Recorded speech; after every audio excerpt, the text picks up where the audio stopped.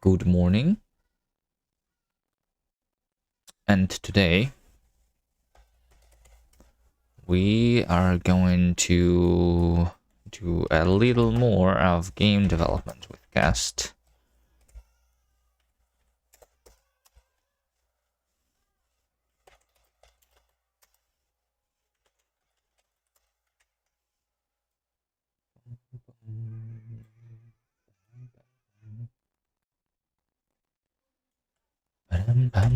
All right. So we made the game. Let me open this. If that can be called a game.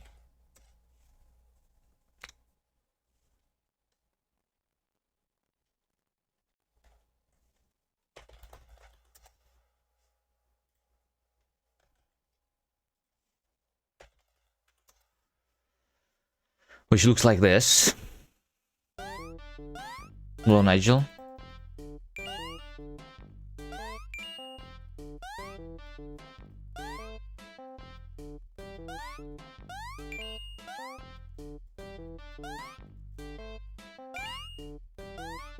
So I want to like kind of finish working on this, but we just want to add like maybe the last features. One of them, I think, should be the fact that we need to be able to go full screen button, right? Another one, maybe like mute sound, music buttons. To do anything to improve the randomness of the RNG? Should I improve the randomness of the RNG?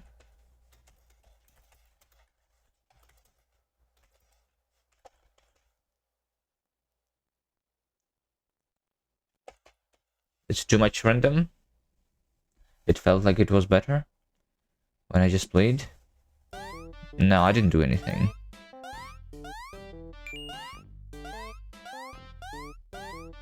That same.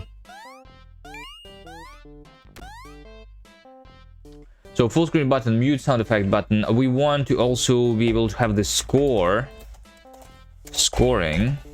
right?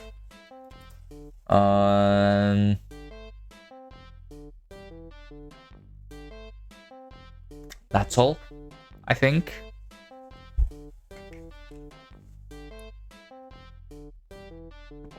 Right?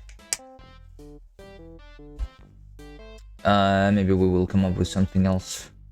But those are the things that I want to do. So I think these buttons should be present on this screen where we hit play. Right?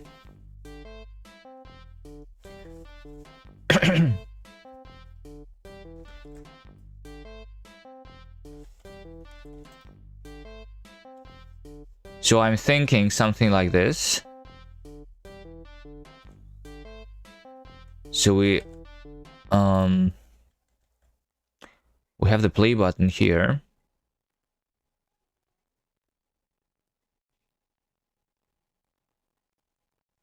Do you see this on stream? Is this the bug in Asepride? Interesting. Yeah, I think over here somewhere we want to have the music button.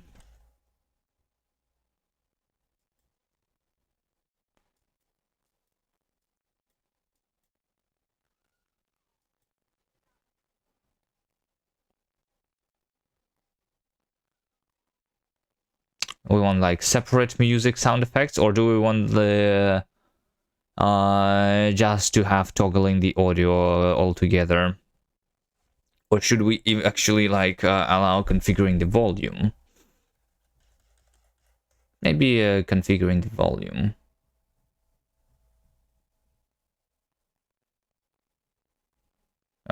Would be not too bad.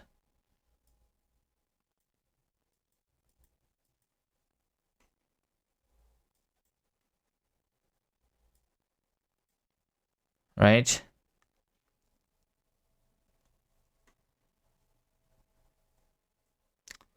Volume, and over here we say like full screen.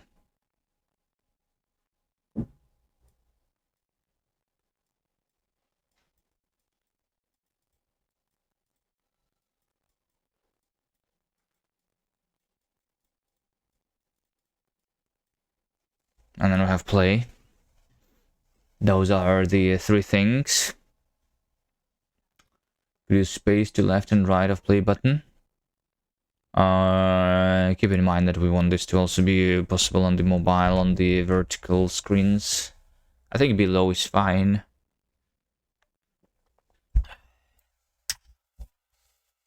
And then there should be score somewhere, and I guess this score should be like over here, right? So, like, well, I mean, we want to maybe see the score while we are playing the game. So maybe in the bottom, because like the clouds are like white-ish, and we want probably the text to still be white. So we do like score.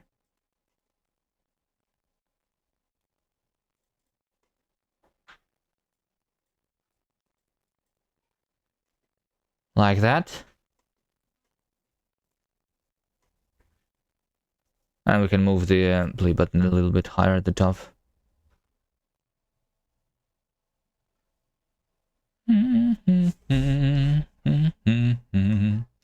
So, what do we need for this? There is one important thing that we don't have currently, is the font rendering, right? Which means that we need to be able to do font.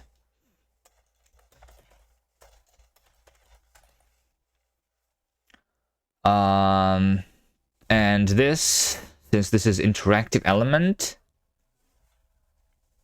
or we want, I don't want to build the UI framework for this. We're just going to hard code something, right? So yeah, like some like cursor positioning needs to be happening. Hello, penguin operator.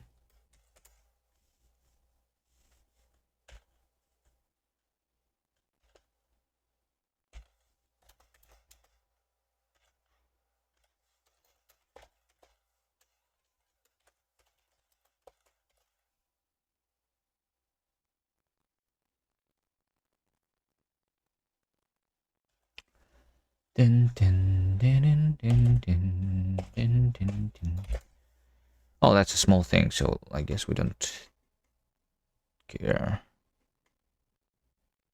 too much.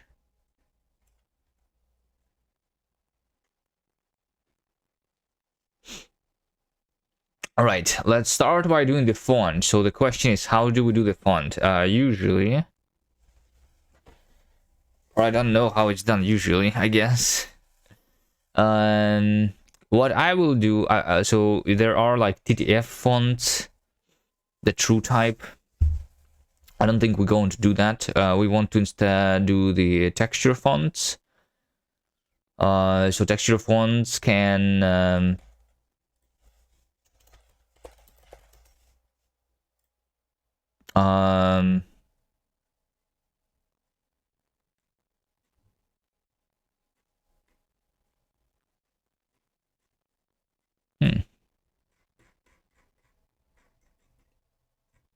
is it called something else these days?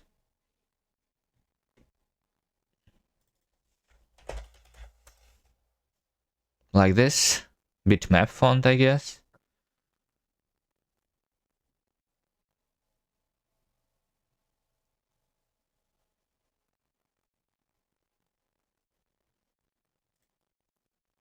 I feel like it's usually for the ASCII symbols. It's 16 by 16 grid where each square is its own thing. So that's how it's done, but that only supports ASCII. I don't know if we want to support the non-ASCII. Speaking about non-ASCII, I think my char right now in the language is actually just a byte. And I think we will have to do something about that. I don't do the UTF-8 yet. The Unicode stuff for the strings at all, I guess. But we should, I think.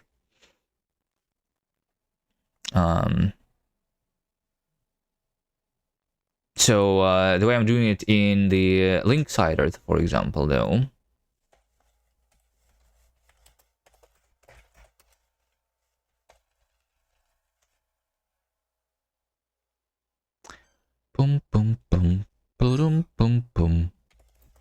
I guess it's easier to do this. So we have assets, font. That's what we do here. This is very similar to the bitmap font, but instead of it being like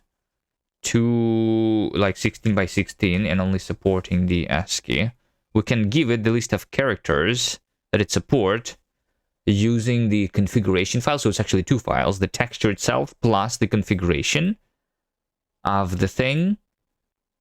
So we specify what's the tile size, kerning, and all of these things. And then we can specify the symbols, where are they located, or where, or for the full ranges of things. I think I would try to do something similar to that. The only issue is that I do not do the serialization and deserialization yet. That is the issue.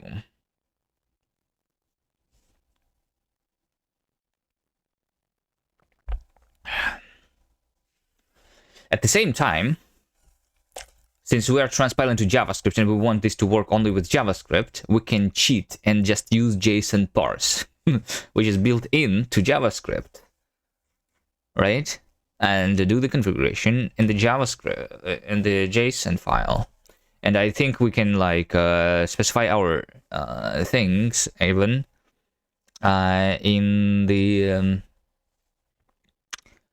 thing, you know. Let's do font KS. So we want that to be like over here, I think.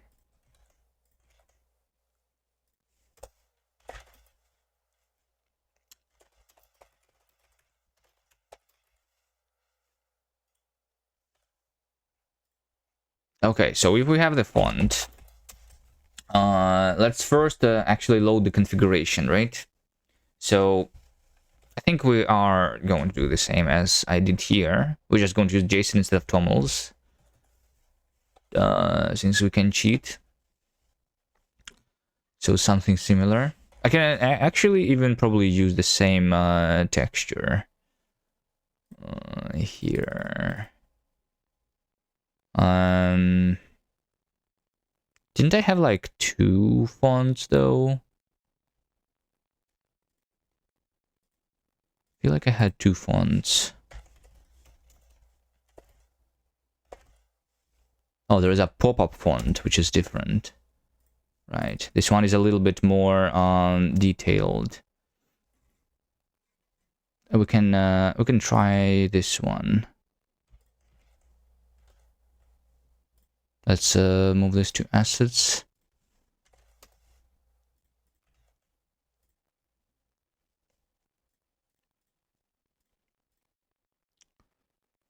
Boom, boom, boom, boom, boom. So we're going to say font config is the configuration, right? So what we want to specify what is the tile size.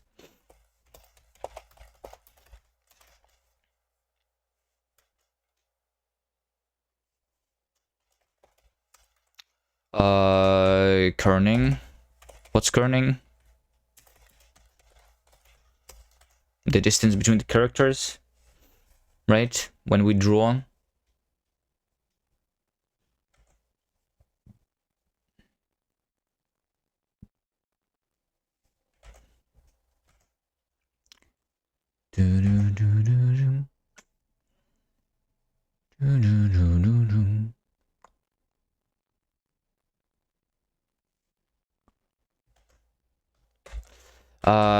Yeah, we have like the chars.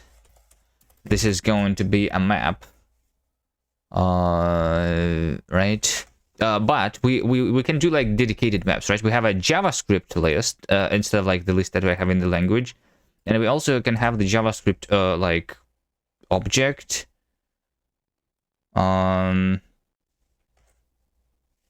because that's what we're going to get from the JSON parsing, right?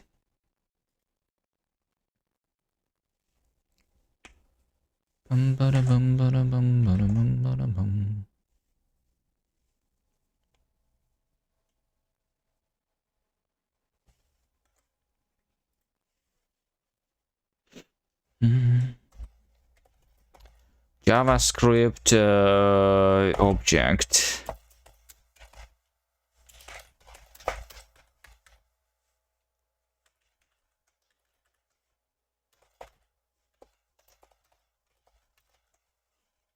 Generic opaque type. So I think this is going to be a JavaScript object. This is like the field type basically.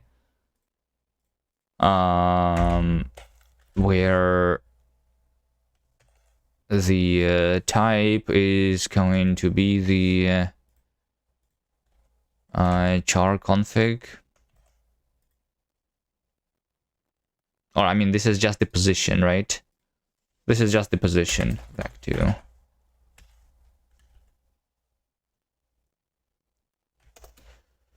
tile position. Tile position is just vec2. We have chars, which are like standalone chars, and then we have like ranges. Right? So this is going to be a JavaScript list. A list of t's also. List of range config. So range config is a thing where we have the start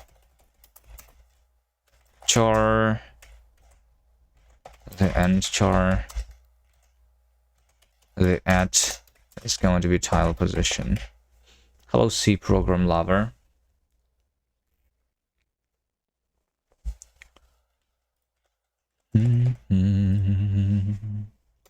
We will also have the actual font itself. Can you update the language name to Kast or Kast? KYS adds virality and memorability to the language.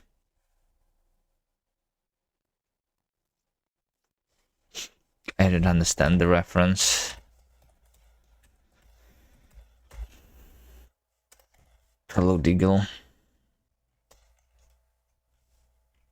So the font is going to have the texture inside. But potentially some other things too, right? Well, I mean, so this is the configuration as in like the file.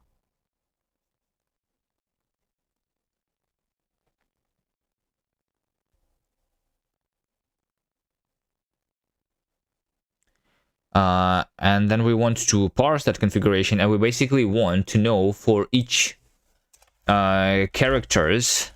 For each character, we want to know what is its corresponding tile position. So this is just going to also be now a normal map.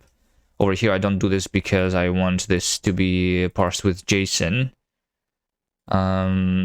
before we implement the JSON parsing ourselves. Map. So it's going to be a map from char to tile position. Yeah. And that is all.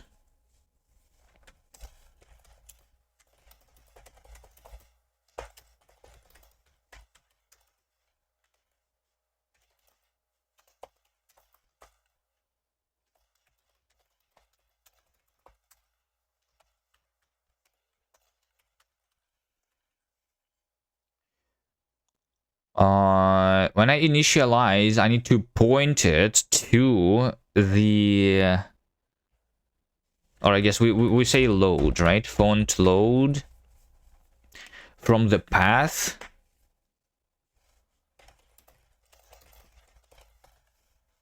So we need to load two things. We need to load the texture and the configuration, right? Yep. So let's say that config is fetch string from path config toml. I'm going to point the path to the folder of the font, I guess.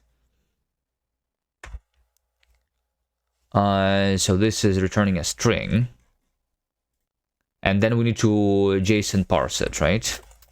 JSON parse. So we are going to cheat here a little bit with our types, right? We're going to say that JSON parse is a function which takes string and returns t for any t. Right?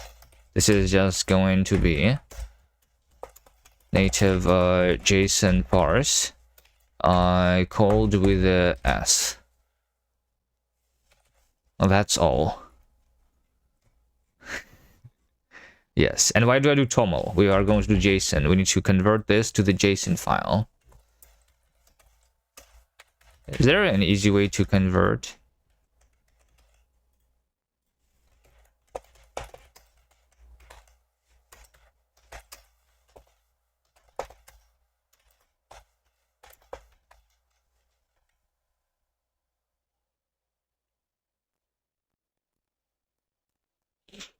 I cannot do it like this, by the way, because that's not how I represent my tuples right now.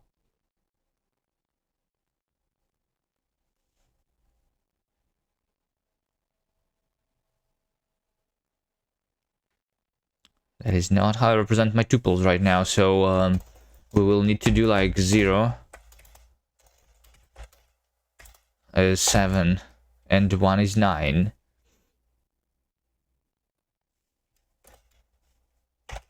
I think for now this is okay, but we will want to like change this somehow once we do less cheating with our JSON.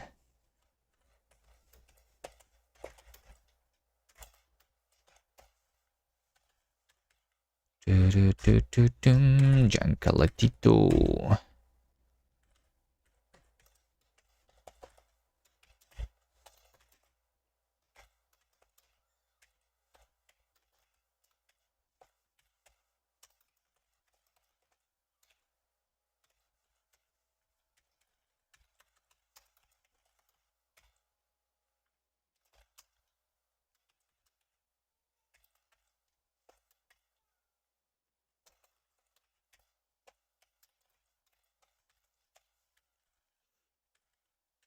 I mean, I guess we can just say this colon 0 1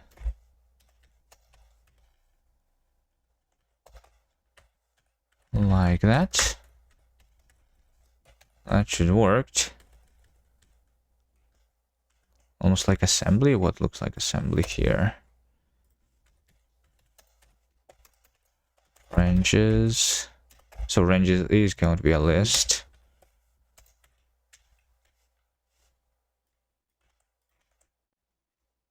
Right, let's see what this list is about. So every one of these is the object. Start.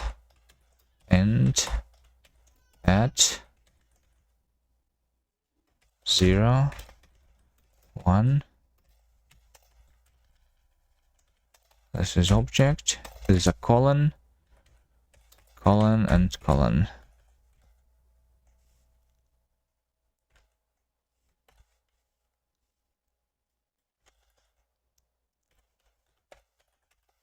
All right, like this. Trailing comma.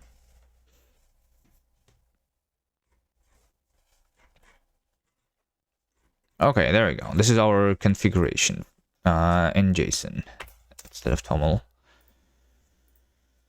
Sure.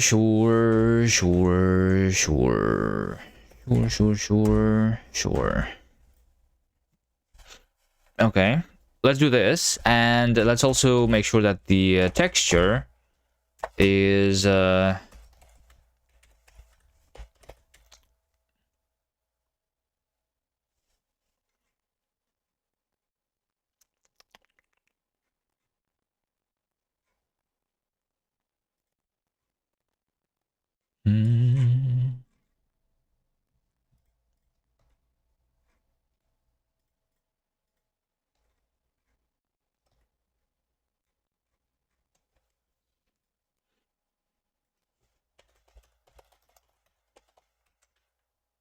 Let's have this like over there, maybe.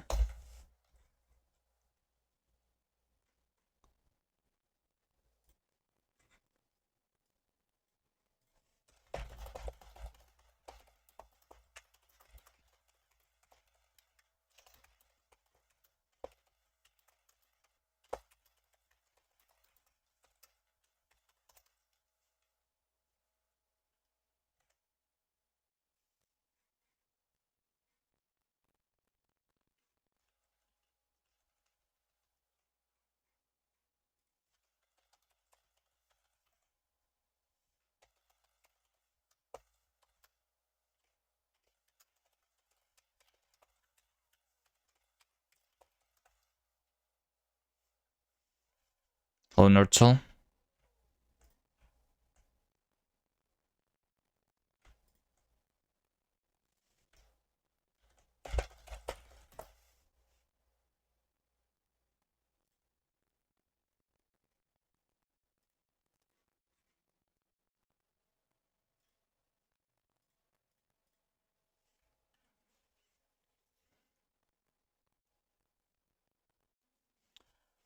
Okay, so texture is just load texture path plus texture PNG nearest.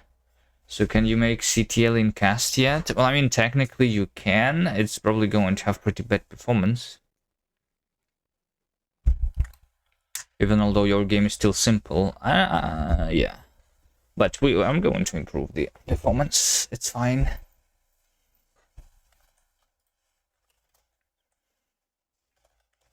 Well, I mean, this looks like a game, right? How much more difficult is Close to Light in terms of like how much processing is needed compared to this game? Not a lot, right? Not a lot.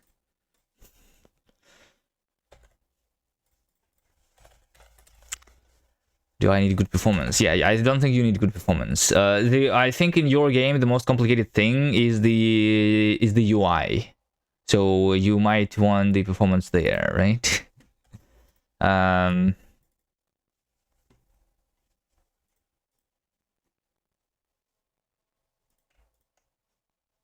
Is the UI code in your game actually like 90% of the code?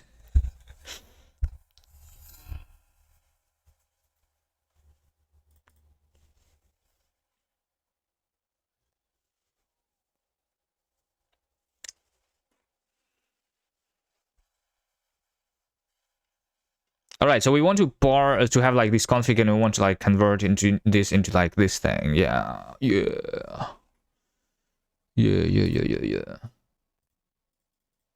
Or actually probably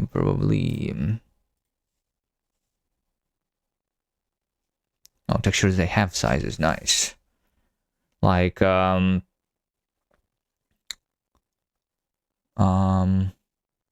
tile position. Like I want to, like when I'm going to draw this thing on this screen, I just need to know the UVs, right? So it's supposed to be like a full rect. Yeah, let's just do a full like you know, rect, UV rect.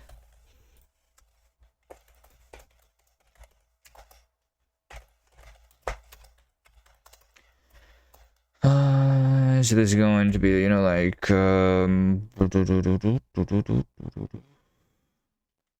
position, size.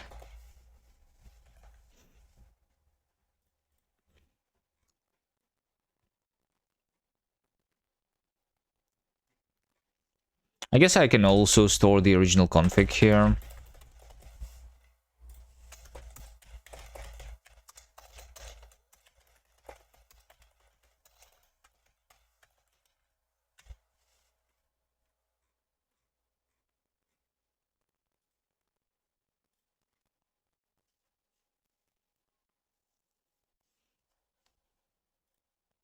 And a lot of editor logic. Yeah, your game is basically the editor. I see.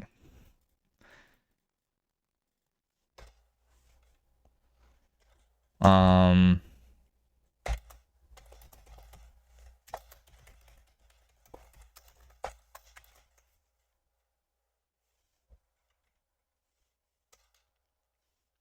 so let's start with like singular characters, right? We have the JavaScript object.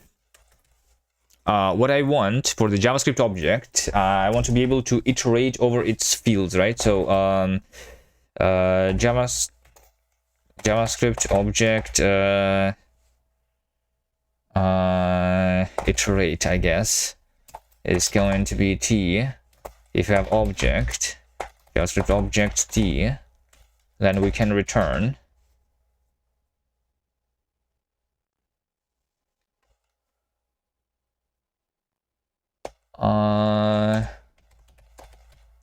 iterable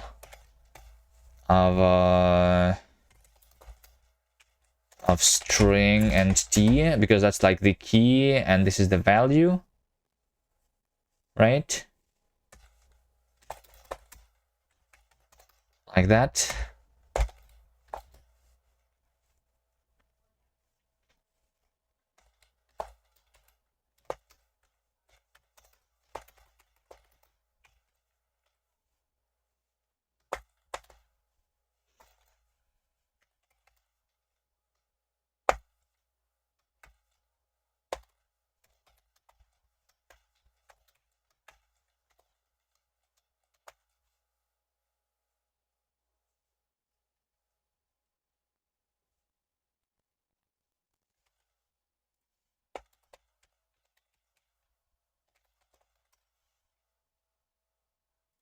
We do the object entries, right, for key value in object entries object.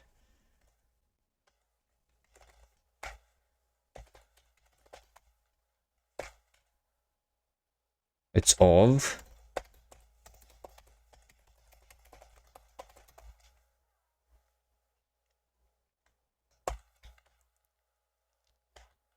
and over here we just call the function f.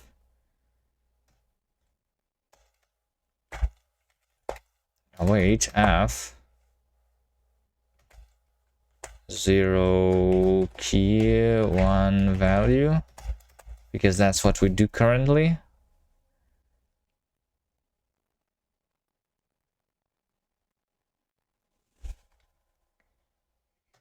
Close this,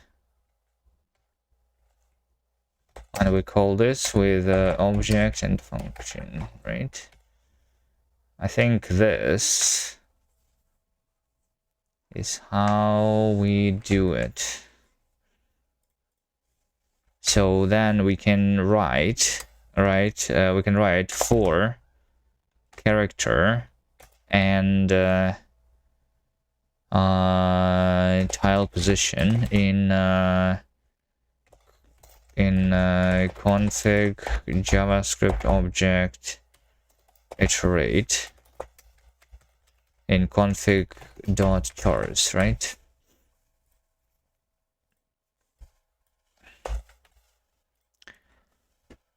Right, there we go. So now we know that this is a string, this is thing. This is a string though. This is a string because the keys are strings, but those are supposed to be single like length strings, right? So if c length is not 1, then panic. The length is not 1.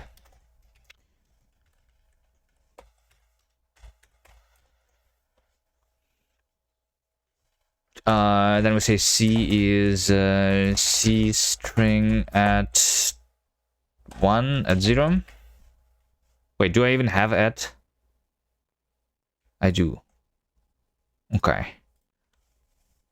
Should I? I'm not sure.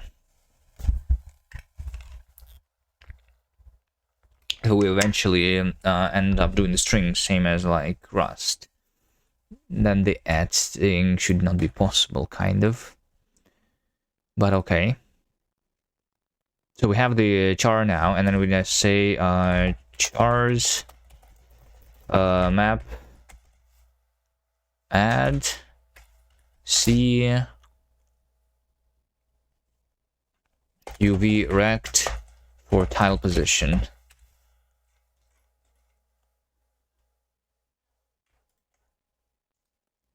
So UV rect for tile position. So we need to convert this to the UVs, right? So yes, what we want is to say tile position. It needs to be multiplied by config tile size.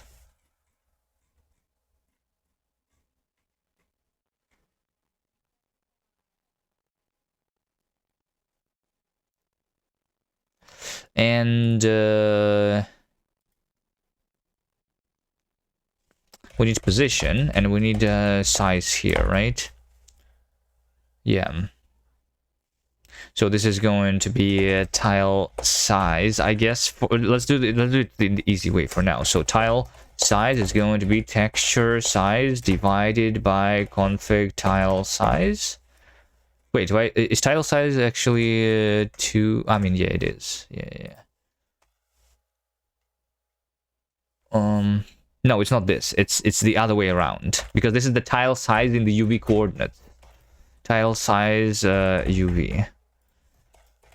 In the UV coordinates. This is divided by that, but this is vex, so we need to do like vec2 vdiv vector division. Let's do this for now, since I'm done doing the operator overloading yet.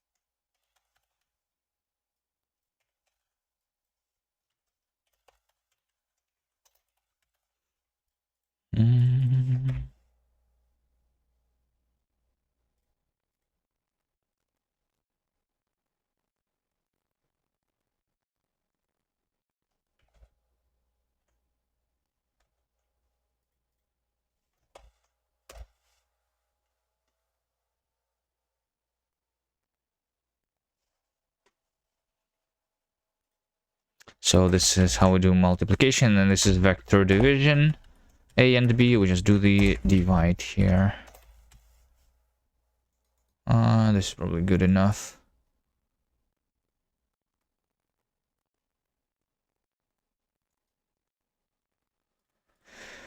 All right. So yeah, over here these are also vectors. So we're just going to do vec2 vmul tile position by const tile size. This is going to then later, yeah. So this is like that, and then we need to divide that by the texture size. So this is our position. This is our size in the UVs. I think that is good enough. This is supposed to be vec2, I guess. And this is supposed to return UV rect. Even though it's already type checked, we can add some annotations.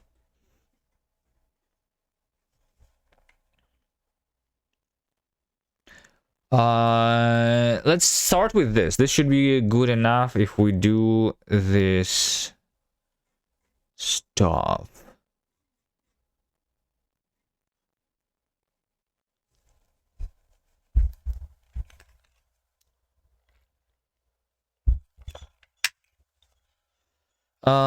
I mean, at the same time, going over the ranges is not that difficult, but we need to be able to iterate over the JavaScript list too. JavaScript list iterate team list. It is JavaScript list of t's. It is going to be iterable of just t's.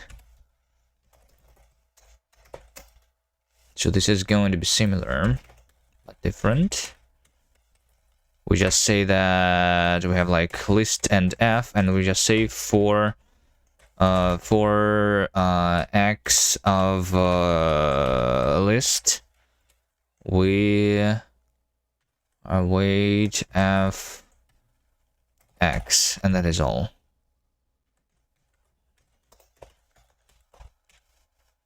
Right?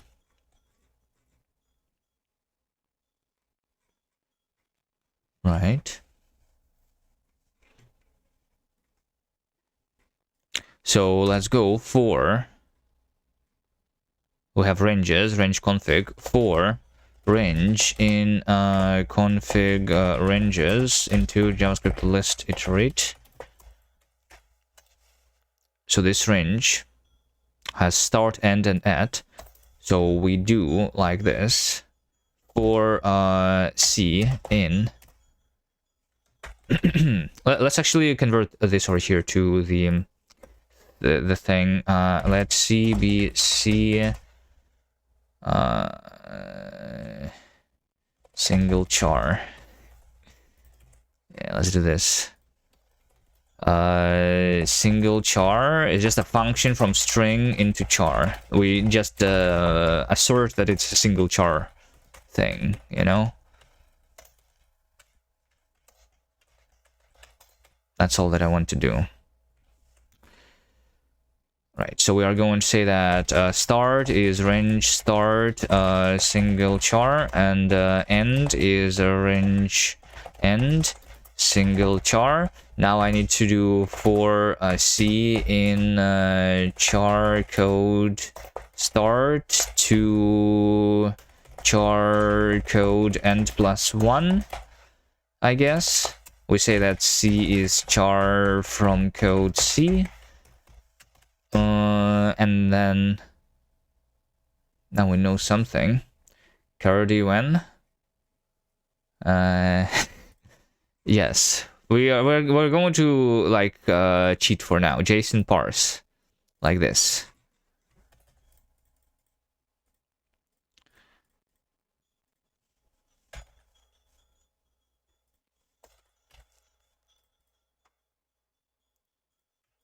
Oh wait, but range start is in, yeah, this is a char. This is in the range config. These are supposed to be strings. I mean, technically, wait, hold on. We represent characters and strings anyway. So I guess we don't actually need to do that, because the representation in JavaScript is the same. How much do I want to rely on the representation? Well, I mean, we are just not going to at some point. We just say range start to range end. I think you should accept PRs for Curdy and Curdy implementations instead of doing them yourself. Well, it's not possible yet. I need to like make sure that the derive macros like, or some form of like that stuff is doable, right? First, so I like the first how to do it. I guess we can test it not on the serialization library though, but on something else. There are other things to derive, like in this game. I do need to derive when I'm rendering the things, like this stuff should be derived.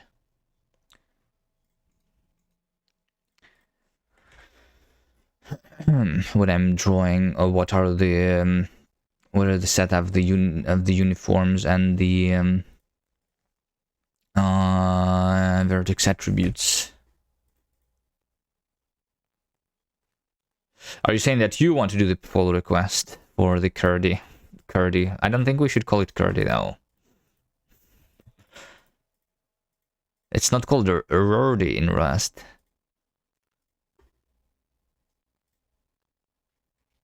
Speaking about naming, what should I name my game engine? I still call it Genk, just like I had in Rust. Should I change the name though? Or do I keep the name?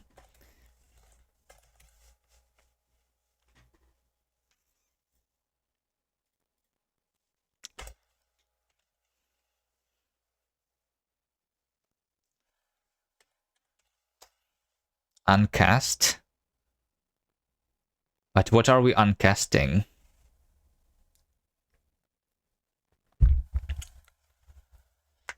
You should make make a community note looking for contributions to Curdy. I don't know how much people actually want to contribute. I'm okay with doing stuff myself.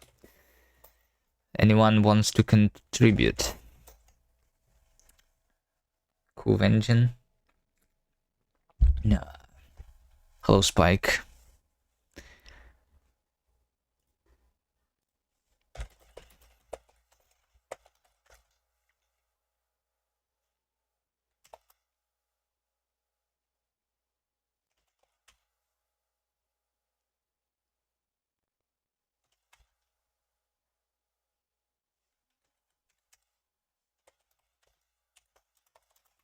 So we just move to the right here, kind of. Potentially we should check that we go to the next line, although I think I'm not doing that actually in my texture. Yeah, I'm not actually doing that, so maybe we don't care about that. Name it Kek, Kast engine Kast.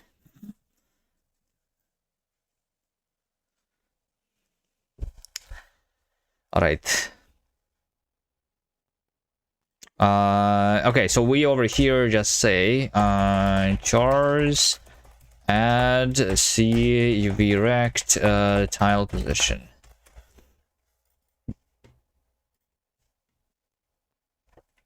Okay, so now I think I have done that. Let's try to see if this is going to crash actually or not before we try to just try to load it, I guess, right? Let's say font is font load assets font. Let's see what's going to happen here.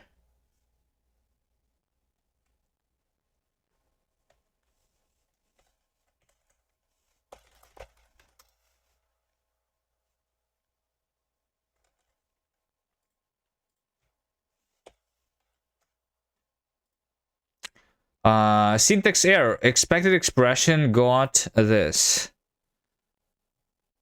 It's when I'm iterating over the object. Specifically over here, right? JavaScript object iteration. Like, anyone sees the syntax errors here? How about I just move this to some JavaScript file? This thing is unclosed.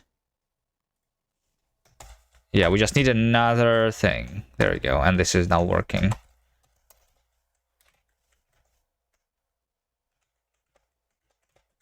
You don't see any red squiggles?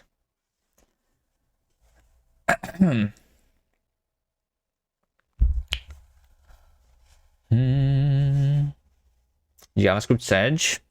What's Sedge about it? JavaScript is how you can do this. Is how you can see the game in the browser.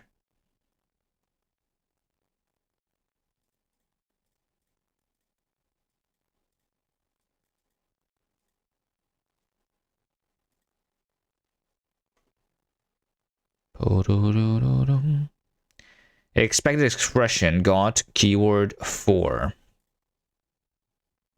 JavaScript necessary Sedge.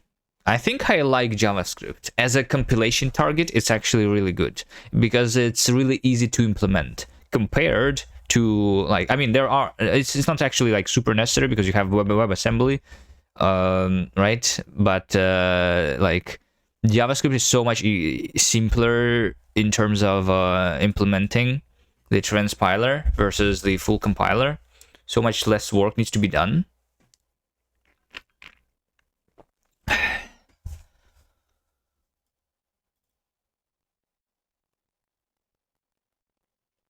Wait, I have 4-4. Oh, I have a 4-4 here. For active list. Const X. Do I even need the const here, or can I just like say this? By the way, in JavaScript, I probably can, right? Be seen semicolon after a for loop initializer. I guess not. I guess not. Okay. Now something is happening. But I don't see anything on the screen.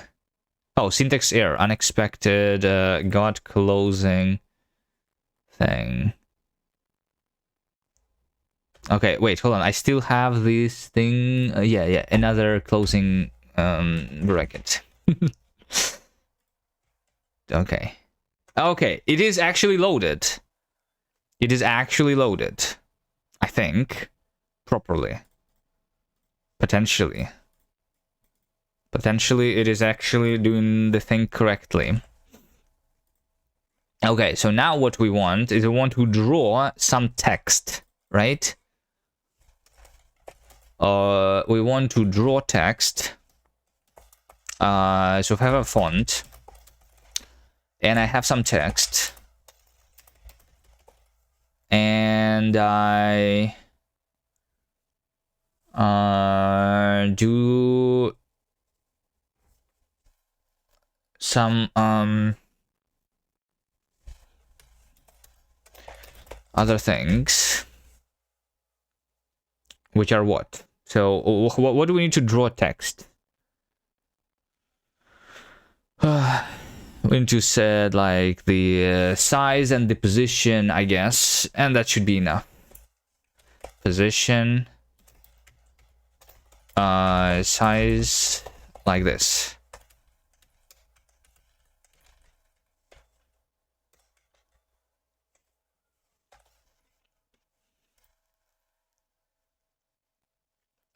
If your engine is event-based, you can call it geek. Huh?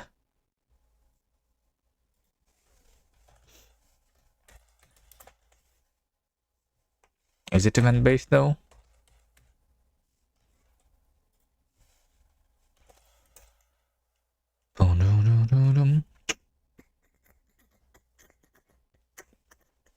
I think we need to have a shader for it here. The separate shader called font.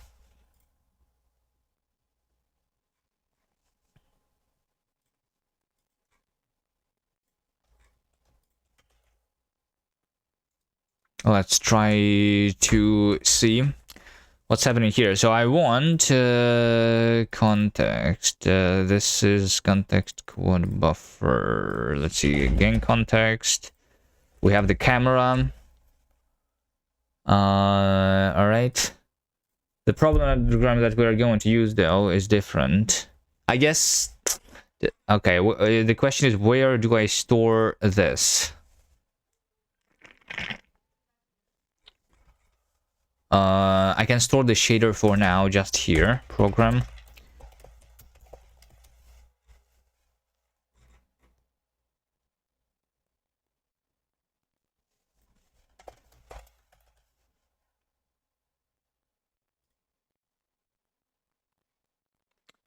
Excellent cast engine or KK.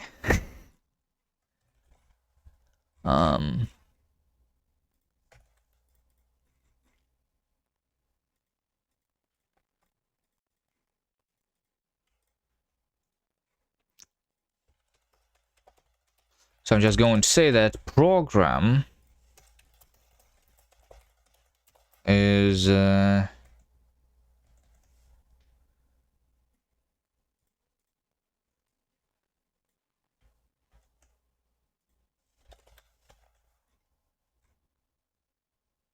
let's move this thing here too.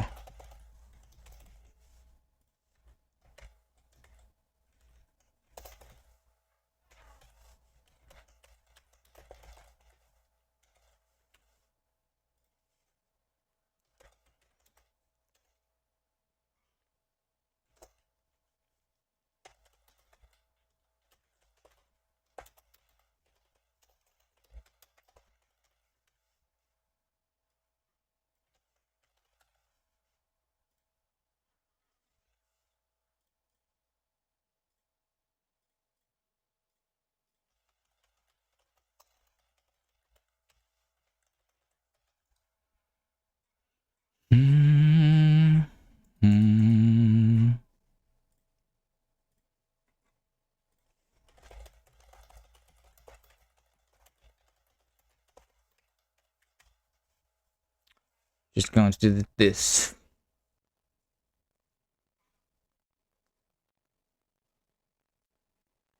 You can call it game context.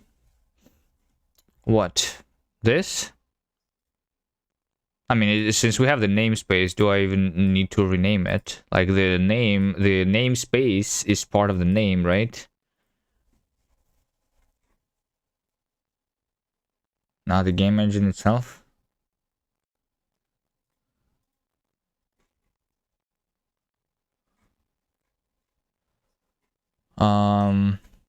Okay, so I have the program. Let's see. So the shader is going to be something. So we still have the view metrics, projection metrics. I do want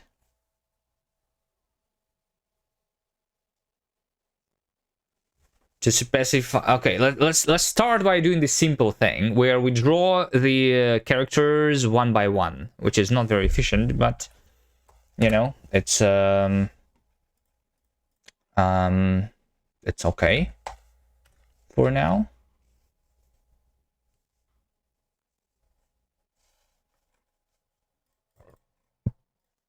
So we just have the position.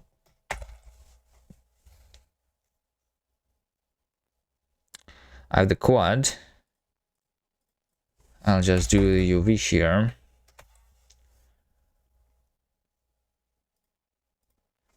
And return the position. Hello, C films.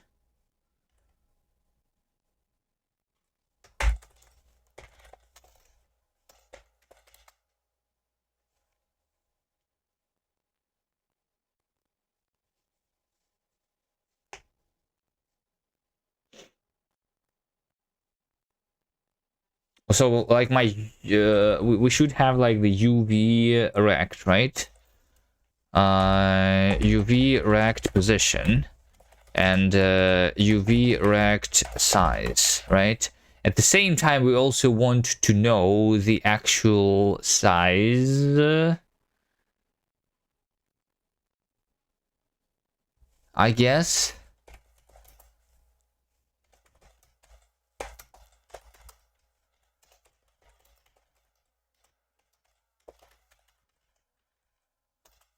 So the position is going to be position times size plus position.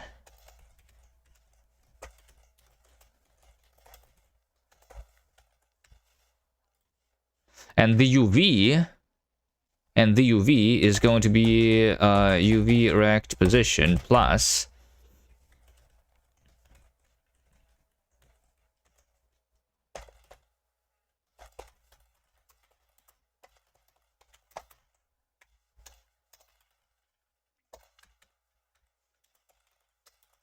locally V times UV rect size. I think that's all that is needed. Fragment shader is still the same, we just have are sampling the texture at the UVs. It's Kast designed for Gamedev.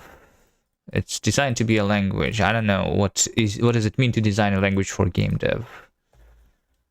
What does it even mean to design a language for Gamedev? Are there Gamedev specific features that the language needs? It's a general purpose language. Well, you could say that in Gamedev you want the fast iteration cycle, for example. What does it mean for the language? As far as I understand, John Blows Jai says that means that you need to not have the borrow checker because you don't want the programmer to fight the borrow checker. But I think that's wrong. That means that the programmer has a skill issue.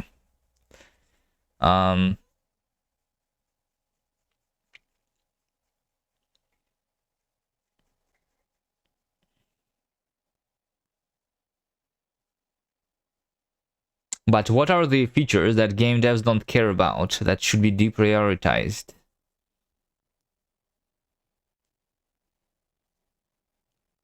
What should be deprioritized? Like, is type safety something that game developers should not care about?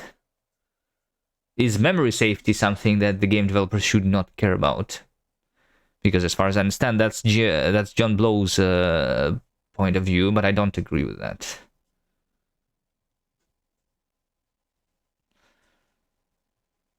I could see like some like thinking spending into making the language hot reloadable though, right? Game devs don't care about maintainability as much as some other types of programmers. I don't know. I mean, maybe I'm not a game developer then.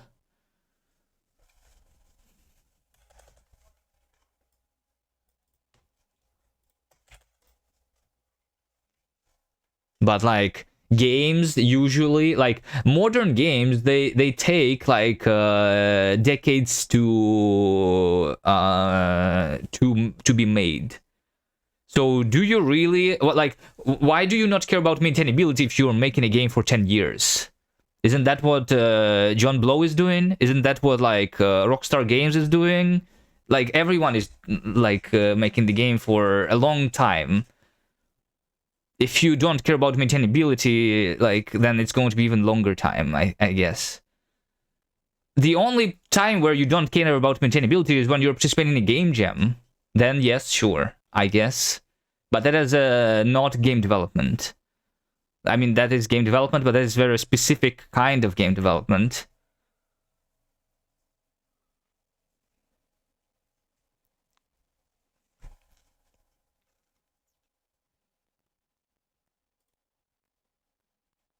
So, I don't know.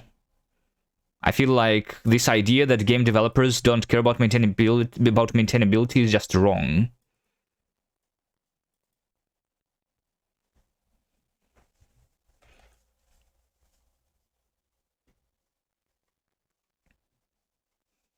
Having a fast compiler, though, yes, sure, that is, I guess, that is important, indeed, right? It is kind of annoying when you, like, change one thing and then you need to wait for a minute. That's the reason why I have rewritten my language from Rust into a Camel, even although Rust is a better language, in my opinion.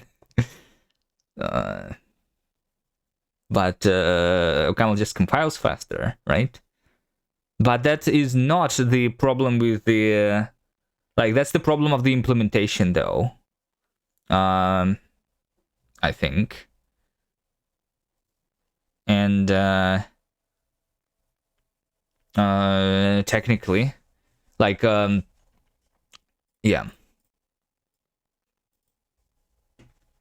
I think the idea is like to basically have a mode where instead of like optimizing for performance, you optimize for compilation time, right? So instead of doing monomorphization, you do some other alternative of that, which will give you enough speed, like for the debug build, but it's not going to take 1 hour to compile. But that doesn't mean that the language should change. It's the implementation.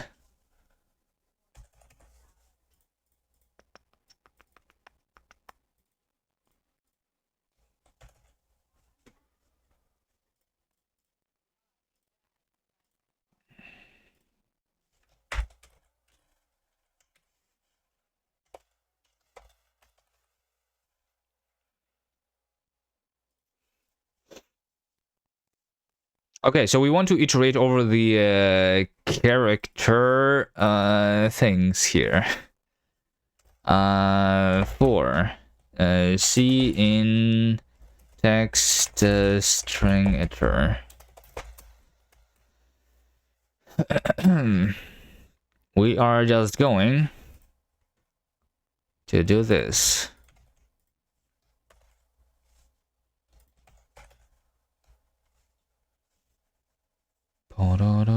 McFly is currently built with Python and only uses 2 imports.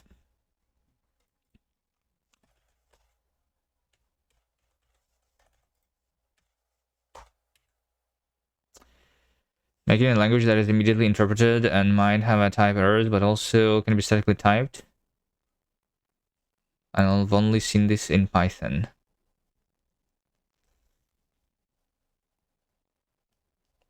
I'm pretty sure there are C interpreters out there.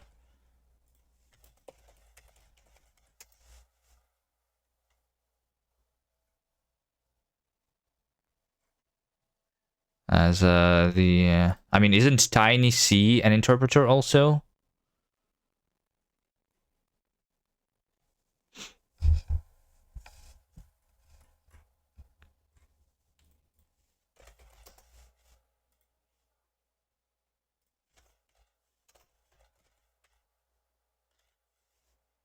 TCC allows programs to be run automatically at compile time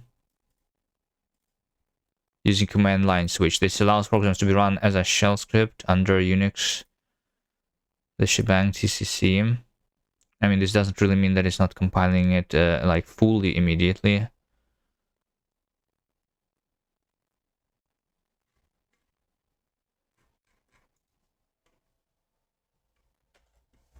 I don't know.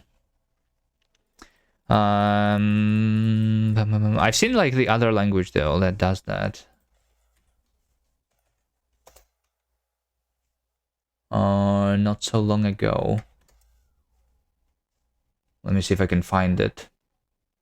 Like an actually language that is supposed to be interpreted, but is still statically typed, right?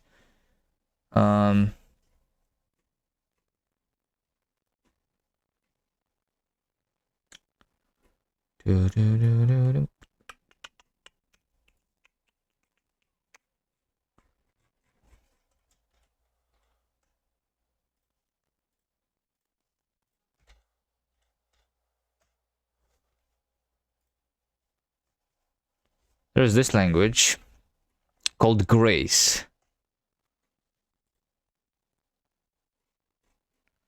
Grace is a domain-specific programming language for prompting models.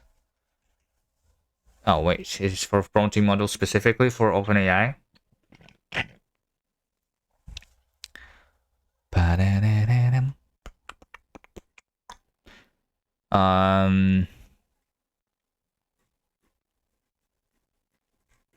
But there was like this post here, type safe eval in Grace. So it is supposed to be a an interpreted language, and they support this thing. So this over here is basically eval x plus 1, like you would do in JavaScript, but this is still like type checked.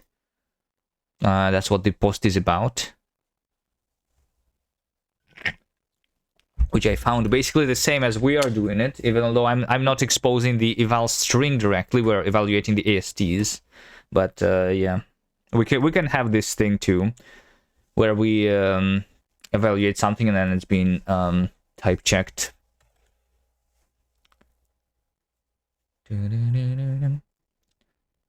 But type checking takes time. Yes, I guess it does take time.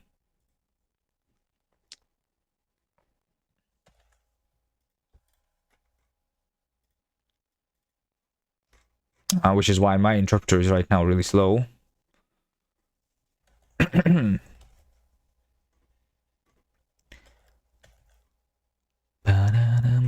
All right, we are going for C, this, and that.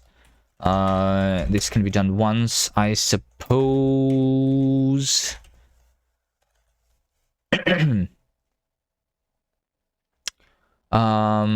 So we need to have the character, right? We do this match, font, chars. We want to font chars map get C, right? So this is going to be either none, in which case I'm just going to continue. I guess we're going to ignore the unprintable characters, maybe. And if it is some UV rect, some things. How many types should a coding language have is subjective.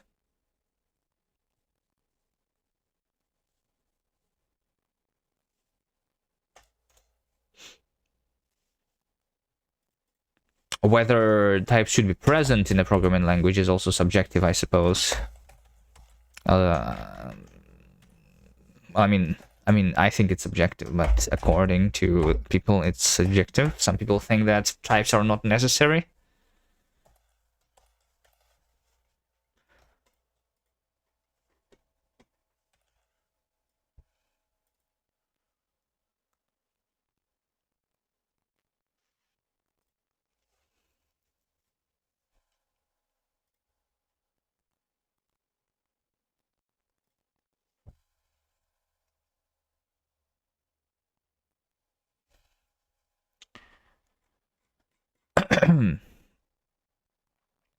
So I think for the chars, I actually...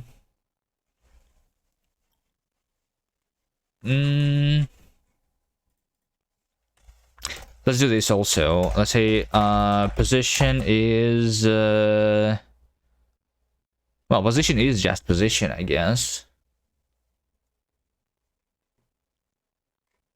That we have supplied here. But then...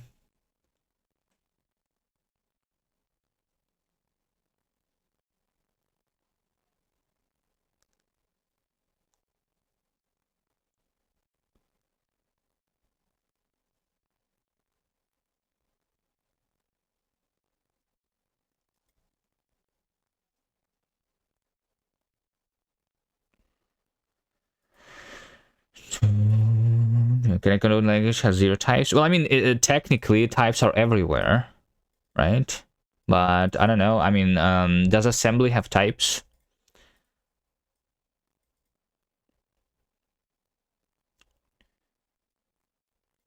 Depends on how you think about it.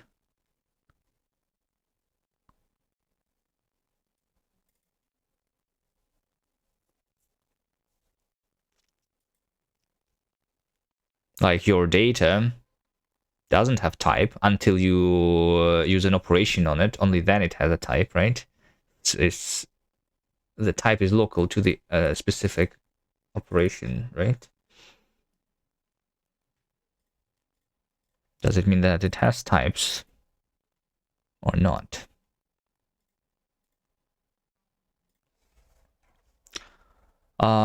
Okay, so I want to figure out what is my my single char size, right? Single char size is going to be so I have this size, right? But then I also want, I guess, we say like font config tile size.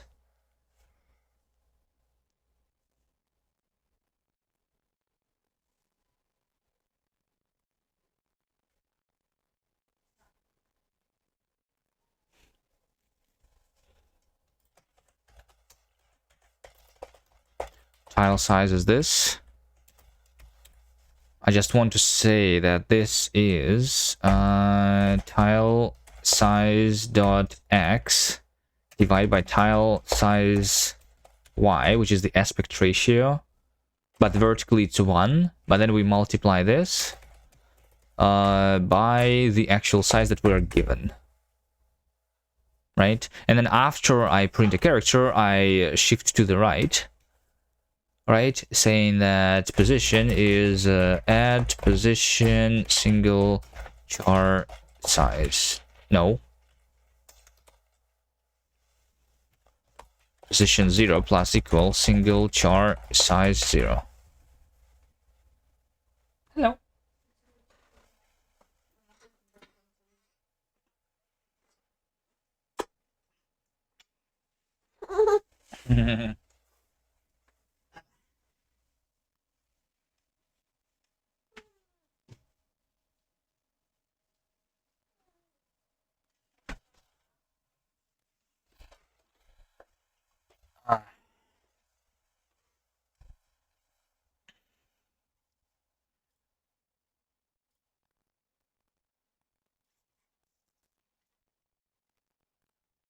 There is no X's, there's just zeros and ones for now.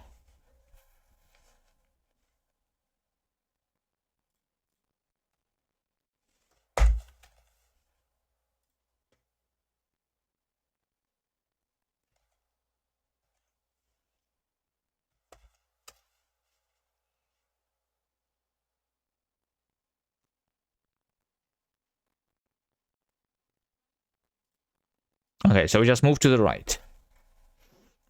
Let's say that this is what we are doing.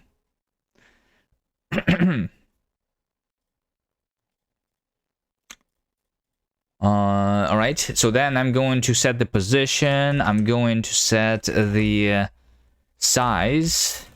I guess that can be done once. Size is going to be single char size.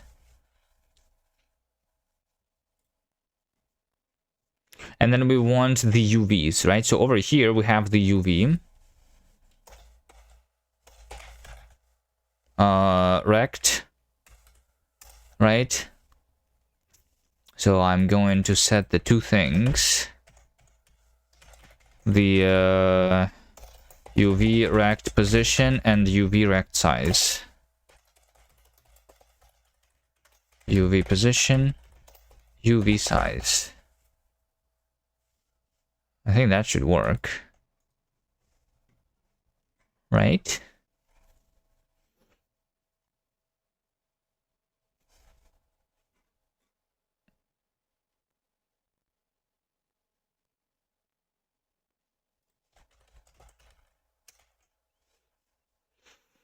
Okay, let's try. Let's try if this is going to go. How bad is this going to go, actually?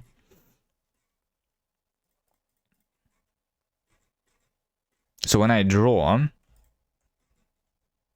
I guess at the end, let's just say font,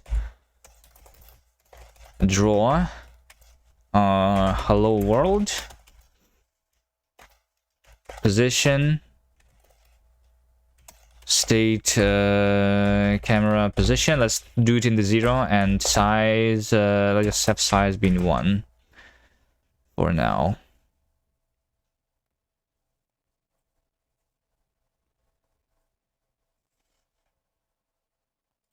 It's called font.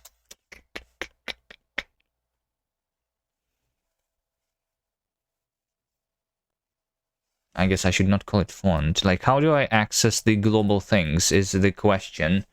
So if we shadow like this thing, right? Because we don't like separate the namespaces for these things and for those things, right? Then how would we?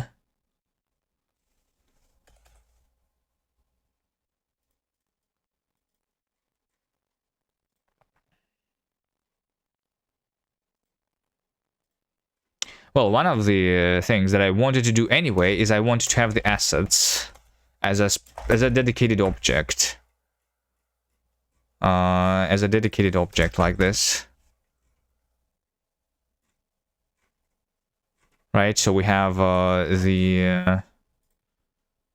Can I say module at runtime? Does this work actually? So we say like not textures, we say assets.textures.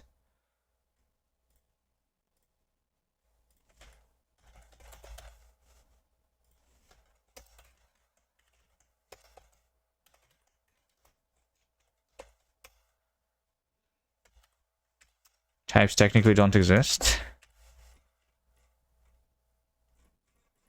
Well, technically, I mean, but they like technically they don't, but they also do everywhere.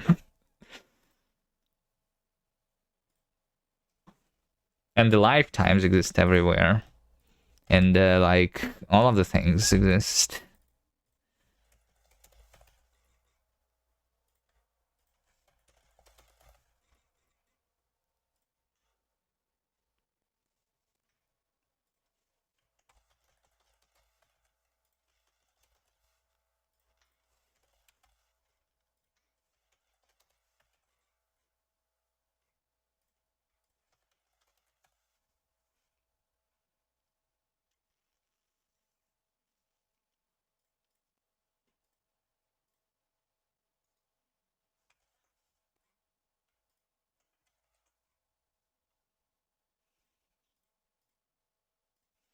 Trying to get a reference this time. Okay, so this supposedly compiles. Does it work? Well, I see some black stuff on the screen. Okay. Wait a second. What is this? What is this in the background? Huh? Something is a little weird here. Is this undefined behavior that we're witnessing? I don't know. There is something happening.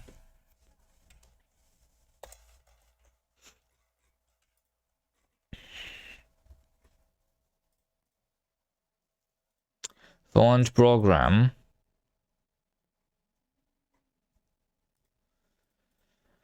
So that vertex data source, we still use the same quad. Texture is this texture.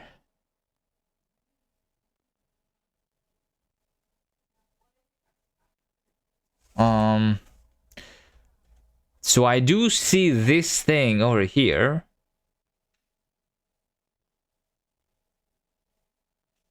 So there is some black stuff on the screen.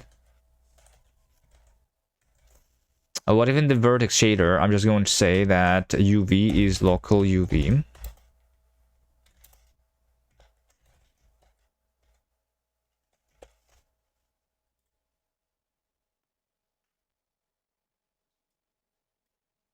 Well, that doesn't work.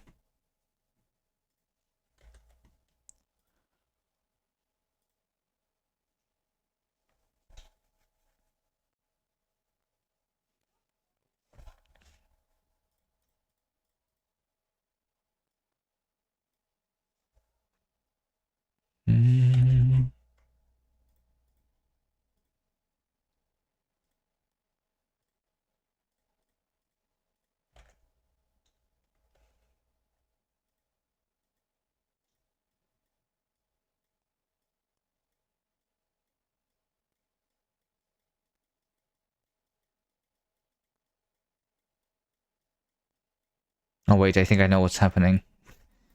I think I know what is happening.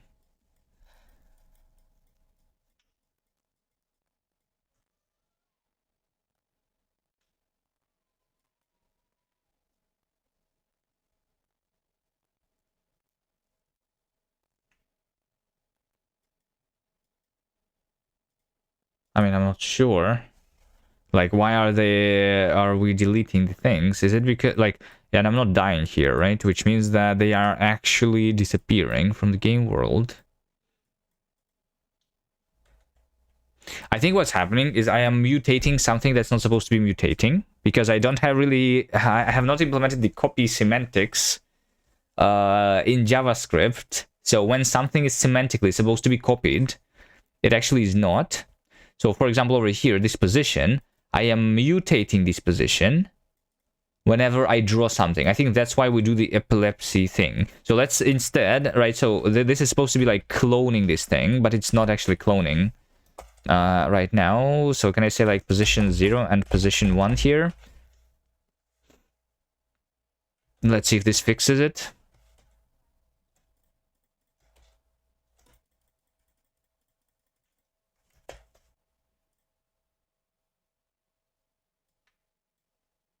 Wait, something is not implemented in the transpiler now?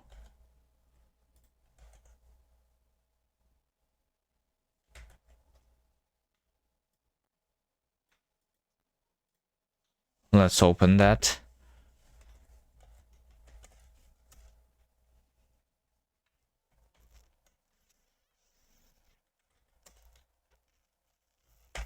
Transpiler.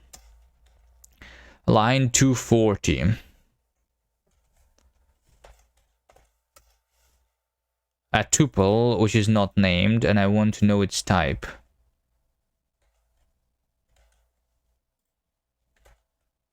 Dun, dun.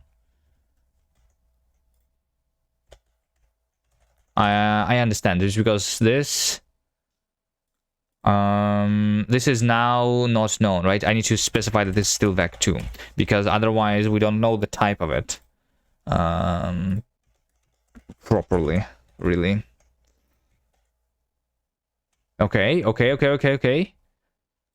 All right, that was the bug. Okay.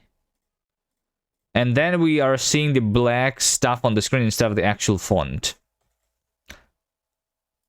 Let's take a look at the texture. Just to make sure. The texture is kind of black, but it's supposed to have like some transparent pixels and stuff. Let's take change the font. I mean, yeah, we should actually have the color here, right? Yeah. Uniform. Vec4 colors. Like, what's the color with which we are actually doing the thing? So we just say U color multiplied by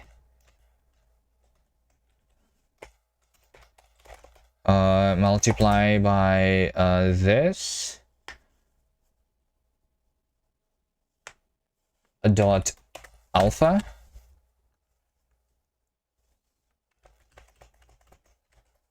That's how we are supposed to do it.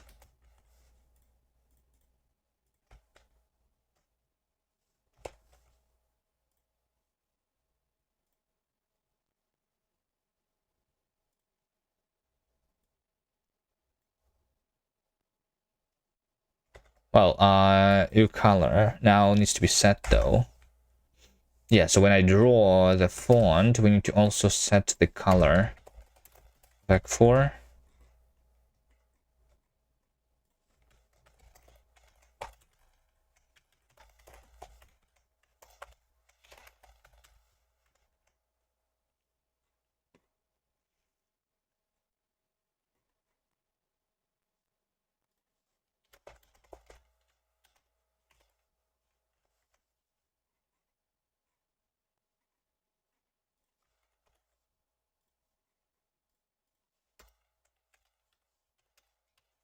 So color, let's say that we want 1111.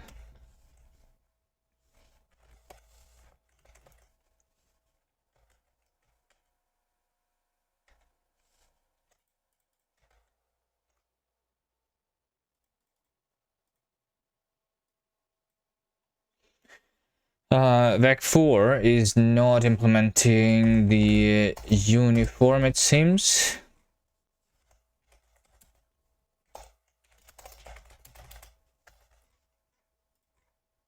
It does not. Vec4. Let's also do the Vec3 at the same time. This is one going to be XYZ. XYZ. XYZ. Uniform 3F. XYZ. Uniform 4F. XYZW. ZW. ZW. XYZW.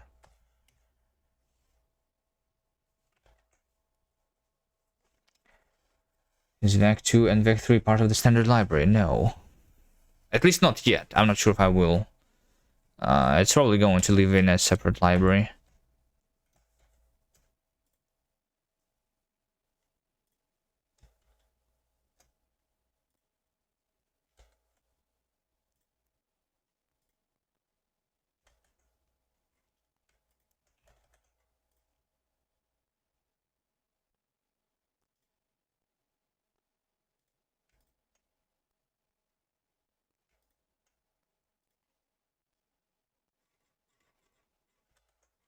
That was the issue.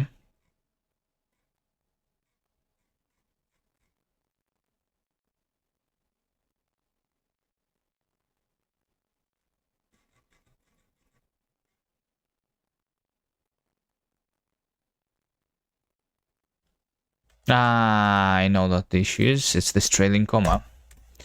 I'm breaking it again. I think I'm going to change some things, by the way, in the syntax.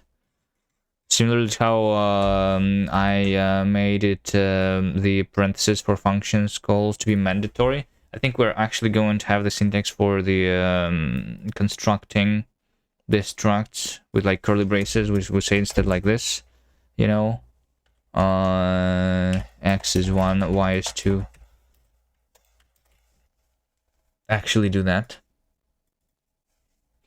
unless it is we are already inside of the function, I guess. I think something like that is what I'm going to do.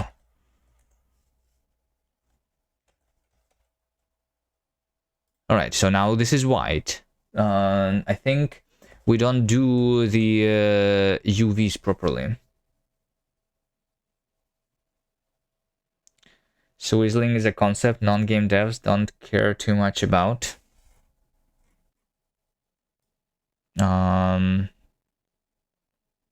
But it's not about this whistling. Whistling, it's not like a native... okay, I guess it depends how you implement this whistling, though. Because whistling can be implemented as a method, for example, right? You can say like, I don't know, vec2 dot yx. You can have this as a method in Rust already, for example, right? So the only issue is the existence of this parenthesis, which can be done with a syntax sugar, and in a language like D, you can do that as a custom thing. It's native in Odin and Java. It's like hard-coded there, but it doesn't have to be hard-coded. This should be implementable as other library features. In Dlang, they have a thing that is called op-dispatch, where you basically overload the dot syntax. Similarly to how you can overload the function application by, let's say, like, in Rust you implement, like, in Rust you cannot do this right now, but I think eventually you're supposed to be able to implement the function traits so that your object can be treated as a function, right? So similar to that, imagine if you had a trait like get field. That's basically what op-dispatch is about. So you have the name, and this is like the name of the field.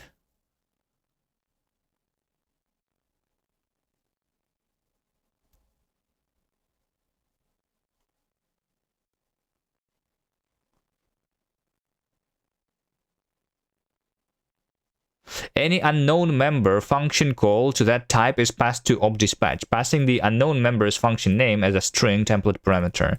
Op-dispatch is a catch-all member function and allows another level of generic programming completely at compile time.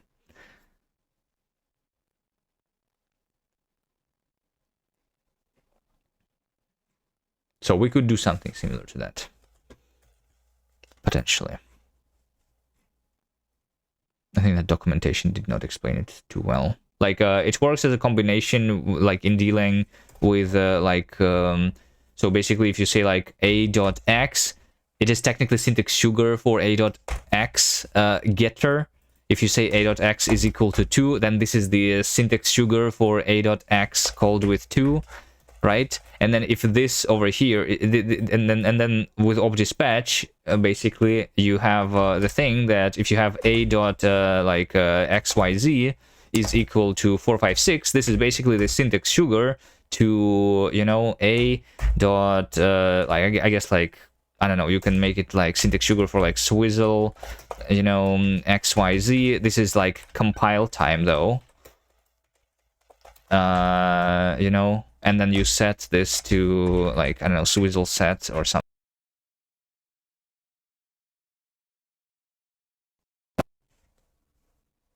My stream